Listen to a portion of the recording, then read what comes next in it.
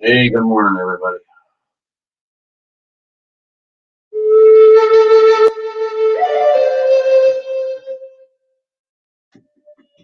So it's fall. Time to get the snow blowers out. Hey, good morning, Noodles. Time to get the snow blowers out, depending on your region. Time to check them snow shovels and all that other BS. But, what do you do to your yard? That's the question. What do you do to your yard and your garden? You know, some people have different opinions. I tend to go with the highest cut, not the highest cut possible, but a high cut. And I won't cut below 52 degrees. My grass seems to respond better to high cut. Um, and I usually warn against cutting in sunlight and cutting when it's damp and what have you. And there's all this stuff in the book. But what do you do in your region? What do you do in your yard? Now, page 29. No, I think I'm thinking of something else. Anyway, there's a weed and feed in your supplements. This is a good time to get those down because as it rains and what have you,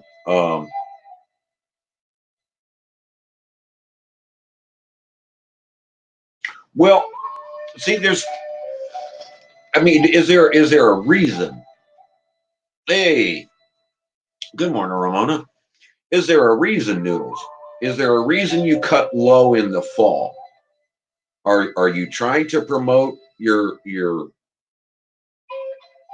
root growth, or do you just want less grass to contend with under the idea? And this is what some people think, under the idea that, well, it's gonna grow normally, and I don't want it to be tall when I come into spring. So if I cut it short, then I'm gonna prolong my first cut of next year. See, and everybody has, and see, this is where we get hung up on some of this, because depending on the type of grass and what region you live in, that's why I'm asking the question today.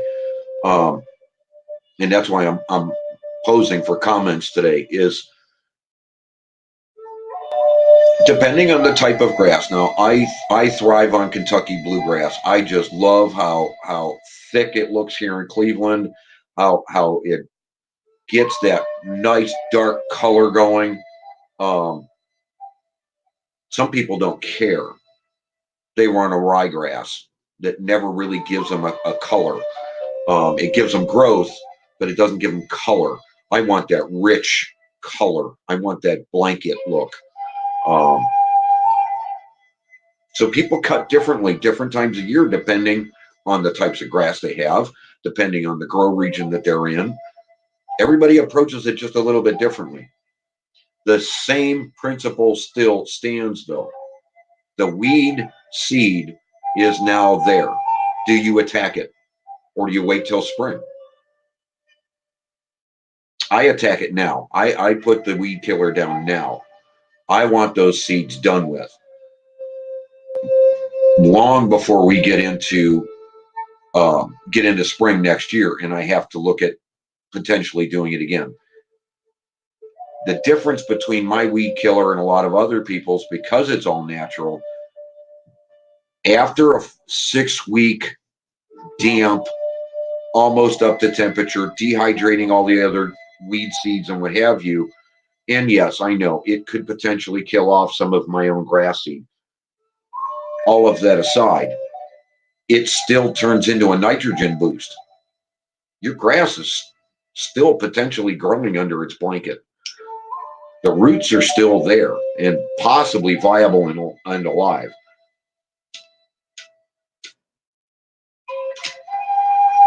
You know, we've had 4 really, really sad winters here. And I say sad because I'm a snowplower. We don't have a whole lot of snow. I don't make any money. Sad season. You know, that's a tremendous investment buying into a truck, buying into a plow. All that aside, I'm still seeing days in the middle of winter where I'm over 45 degrees. I'm watching my grass grow. It's still healthy. It's still alive underneath all that snow when it's there. Grass is one of them really great ones. Weeds can't stand it cold. Certain weeds, the ones we call weeds, you know, the dandelions and what have you, they just will not come up until they're into 60, 65-degree soil temperatures. Grass will grow. You know, I'm looking at 42nd, 43rd cut of the season if I cut today. But I need that. I need those grass clippings because I'm bagging. I bagged the very, very, very end of the season to cover the test beds.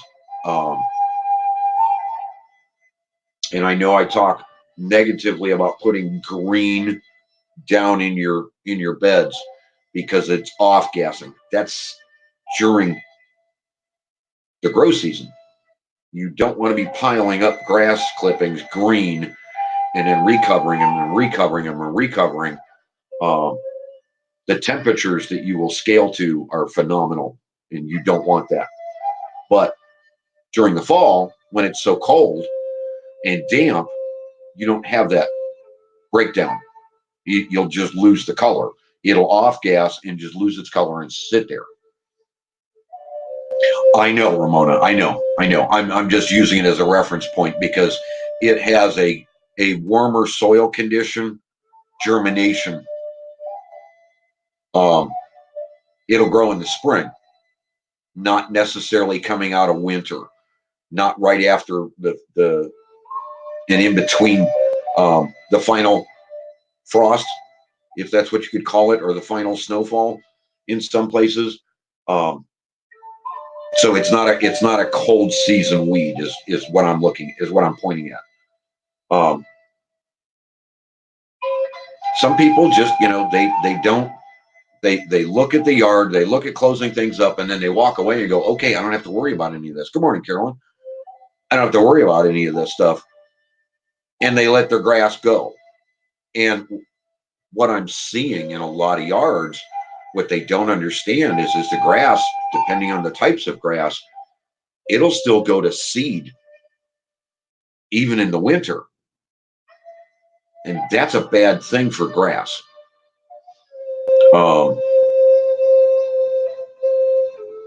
Oh, absolutely, absolutely. Garlic and wild onions, they'll pop up in the snow. I see that a lot every year.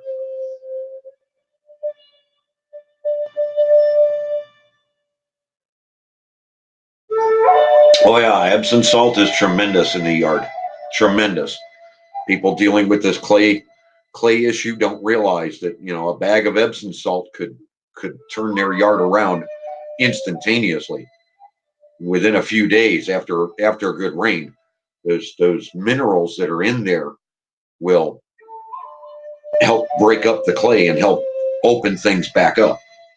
So yeah, Epsom salt is tremendous, tremendously beneficial, especially under the soil conditions we're now dealing with.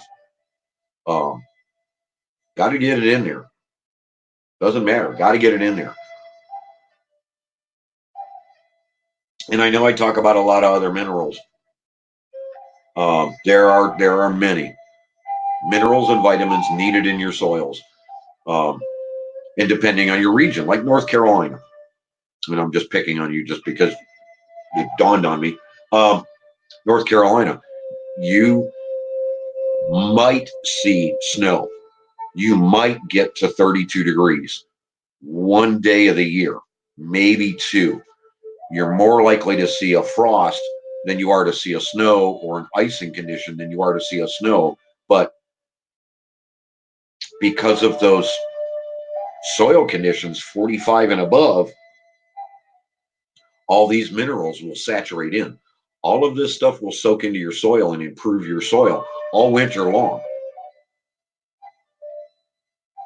So, oh, there's cheap ones. Don't misunderstand, Carolyn. There's cheap ones. You got to go to your feed store. Um, Grizz had the name, and I don't remember it right offhand, but uh, there's a very inexpensive one that you will actually be able to get in bulk. It's Epsom salt minerals, but it's not from Epsom, England. See, when you're buying Epsom salt in the store, you're paying for the name Epsom salt from Epsom, England. So again, it's a name brand thing, so the price is higher. You can actually get much larger bulk of that under a different name, but you can get it at the feed store, not at the grocery store, not at your drugstore, or what have you. So yeah, save your money, shop at the feed store. It's like a local mom and pop store, what have you, but they'll have the mineral base that's exactly the same. Everything is the same. It's just not the name brand Epsom salt from Epsom, England. That's the only difference. You know, because the whole principle of the Green Wizard's Guide is to save you money, not to make you spend money. It's to save you money, to increase and fix what we've done in the past, what others may have done ahead of you. See, that's another thing. A lot of people don't think about that. They're in their yard, they've taken care of their yard 2 or 3 years. What happened before you got there? Just like, you know, and I hate it, but just like Roundup, once Roundup is put down, that stuff doesn't go away. You've got to force that stuff out of the soil and get it out of the water table and get it gone. It is the most toxic thing on the planet, as far as I'm concerned. But you don't know. Somebody could have sprayed that 5 years ago, and now you're trying to grow something somewhere, and it's got a hint of this in it. And that's why I fear bringing soils in, because you could be going to the big box store to buy ready-made soil, and it still has Roundup in it. Maybe 1 part per 100 million. But any plant that touches that 1 part per 100 million is dead. That's how toxic this stuff is.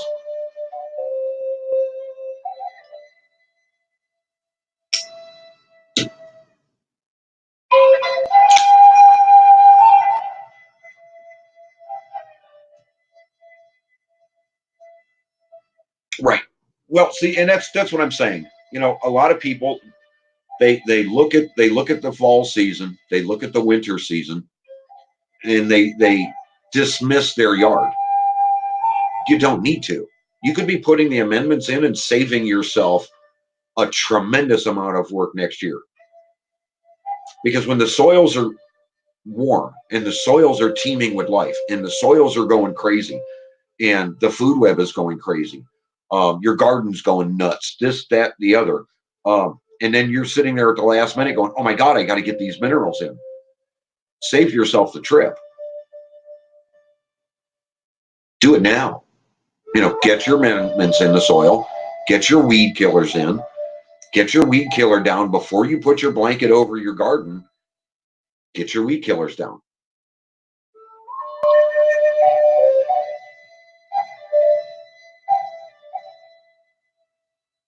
No.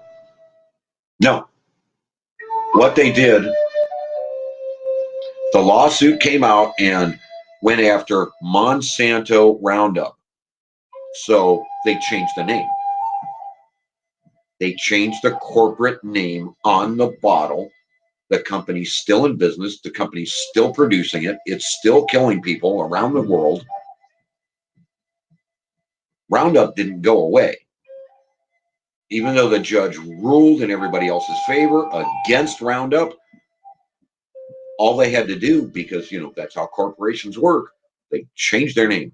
That's like a really bad apartment complex company that runs nothing but slums. All they got to do is change their name once every 6 months. And all the lawsuits basically disappear and go away. That company's no longer in existence. The company name is no longer in existence. The LLC protected the main company. The company's still there. They just changed their name. They're still in business. They're still running slums. Same difference with Roundup.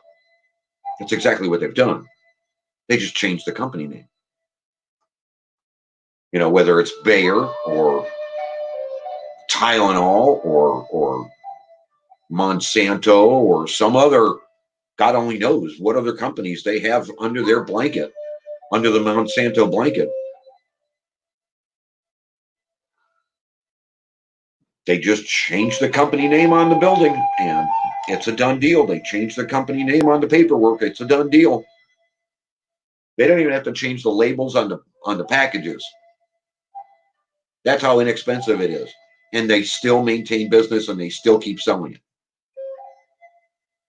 I know, because I watched my neighbor destroy his yard with it. And then he's sitting there complaining to me, oh my God, you know, I sprayed the weeds in my driveway with Roundup and then the edge of the driveway died. What happened? What's wrong? It's a hill, dude. It runs downhill. What do you think happened? You wiped out your own. You did it to yourself. And you've toxified the water table and you've made it unhealthy for the rest of us. Dude, read a book. Learn something about what Roundup really is all about. Anyways. So yeah, I basically came on to just say, hey, look, if you've got the book, go get the weed and feed, get it in your soil. Epsom salt, add it. But also to ask a question to get some answers back. You know, what do you do? It's fall. Do you cut high? Do you cut low? Are you thinking about the food web? Are you feeding it? Are you taking stuff away? Are you worried your grass is going to go to seed? Now, see, here's the growth cycle, and it's an odd one to think about, but the best description that I've heard from the lawn care guys is that you have 3 different cycles of grass. You have newborn, you have youth, and then you have adulthood. Well, good morning, sweet. When your grass reaches adulthood and goes to seed, its root base dies. So every time you see your grass go to seed, you're actually thinning your grass.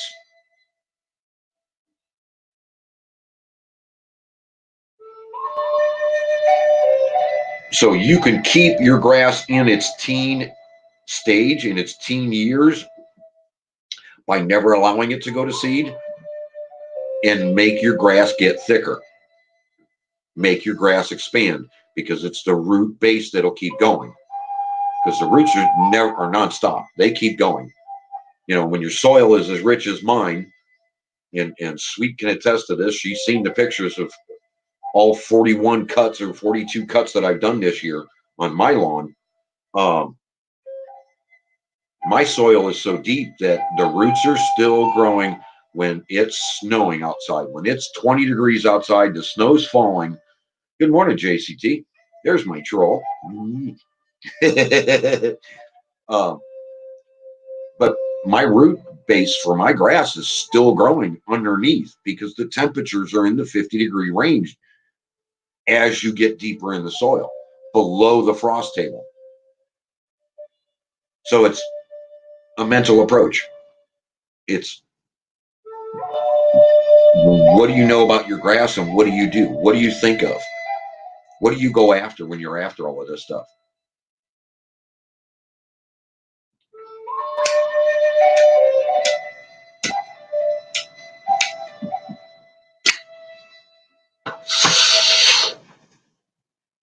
So yeah, all I'm waiting for now is Miss Sweet Girl to get over there and read the book and get some feedback from her.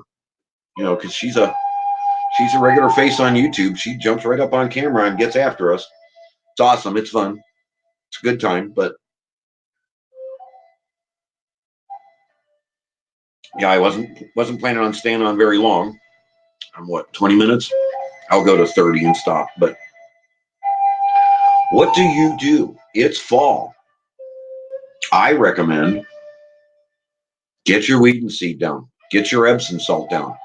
Get those conditions working in your soil, regardless of the region that you live in. Regardless. The only question is, what do you do for your final cut, if you even have a final cut? You know, I would wonder what Picker Rick does. You know, I know he cuts grass. He's got that nice riding lawnmower he has, that zero turn. It's North Carolina. His grow season is different. Does his grass continue to grow all winter, or does it actually reach a point that it stops? And again, that's different types and breeds of grass. Some of them will stop actually top growth or green growth anything below 60 degrees. So when you start reaching these temperatures of 50 and what have you, it stops or slows so far down that you're looking at 3-4 weeks before you even notice the grass grew. So it's just a matter of what's your mindset? What do you do for your grass? What do you do for your gardens? You know, up here in Cleveland, zone 5, you know, I would think Oregon basically has the same temperature consistencies without the snow. Our garlics are going to go like crazy. I mean, right now my roses. Someday I'll probably show you guys a picture of my roses. I have this rose. You know, people look at and say, I've got a rose bush, and the thing's about tall and drapes over and what have you. In my yard, in my soil, it's growing up over the house. I'm at about 10 feet, I think, at the gutter line, and then it continues up over top of the house. So each one of the stalks coming from this thing, and its original was only so big that I buried it. They're probably 22, 23 feet each. And it's just this gigantic mess on the side of my house. But when it loads up with roses, it's phenomenal. It's on the snow side of my house, so it stops the snow from coming in on my porch. So the one side of my porch is nothing but a wall of roses, depending on the time of year. It's beautiful, absolutely gorgeous. You just can't walk around that side of the porch, which creates its own problems, but Mama loves it. Missy gets in there and gets under it. It's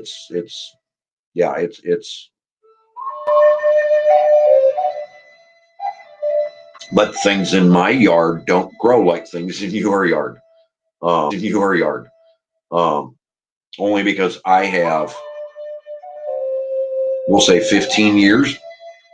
15 years of building up my soil, 15 years of letting nature run her course and do her thing.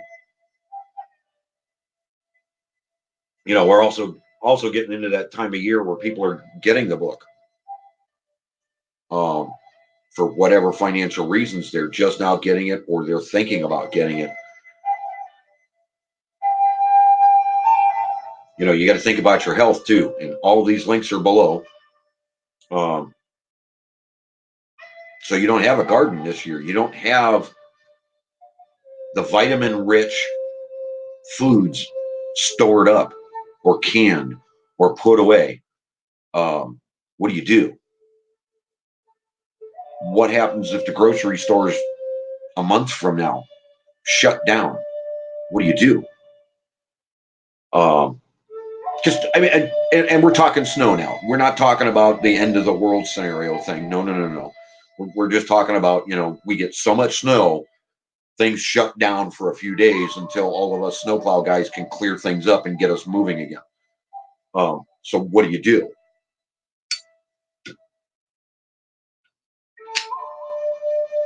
Well, don't rely on pasta. That's the first mistake. Don't do that.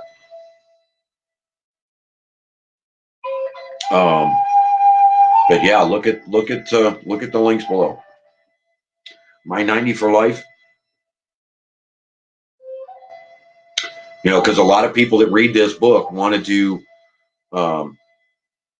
apartment pot growing and grow things in pots, and they can, but they're not going to have the wide variety of stuff that's available, and they're not going to get the minerals that they actually need. So my 90 for life, that's the place to go look, guys. Get a little bit of that stockpiled just in case, because you just never know. You never know. Your body actually needs so much on a daily basis. Are you getting it, or are you going to pasta and Burger King? Just food for thought. You know, I don't know if you guys caught it yesterday. Elegant Homestead and myself were on for almost 3 hours. I know nobody caught the first show because of its being a new channel called That's Awesome. I don't have that link below, but if you go to yesterday's stream on Elegant Homestead, the link is posted at the end of the stream. We made sure that we got the word out. Elegant Homestead is starting a new channel called That's Awesome. I think it's only got 30 followers right now. So her and I were on for an hour on that channel first.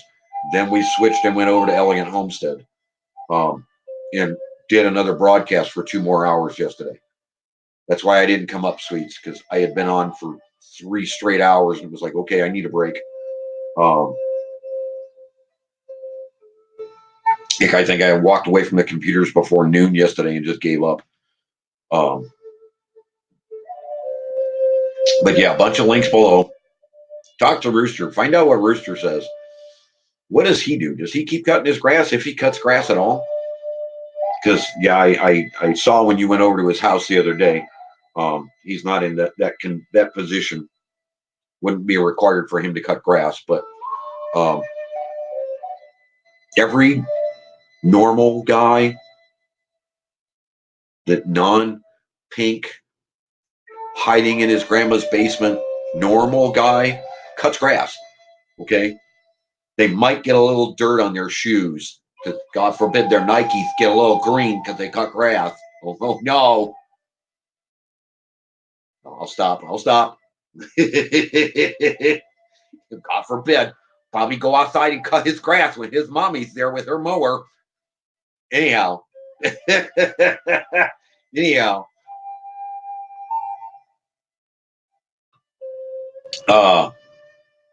Yeah, I want some feedback. When it comes to your fall cut, what do you do? Do you cut high? Do you cut low? Do you pay any attention to it at all? Do you let it go to seed and reach its maturity and then have thin grass in the spring because the mature grass is gone? What do you do? I know what I do. But it's food for thought. Food for thought. And hey, if any of you think about it, I also put that other link. I think I found it this time because it looks like the right icon. Coffee Fund. Coffee Fund. Can't keep relying on my single backup guy, my only one and only sponsor, Mr. Bobby. Link below. For the rest of you that didn't catch the show, sorry. I am going to shut this off. I'm at 30 minutes, so go ahead and run, guys. I don't have a whole lot of other stuff to cover.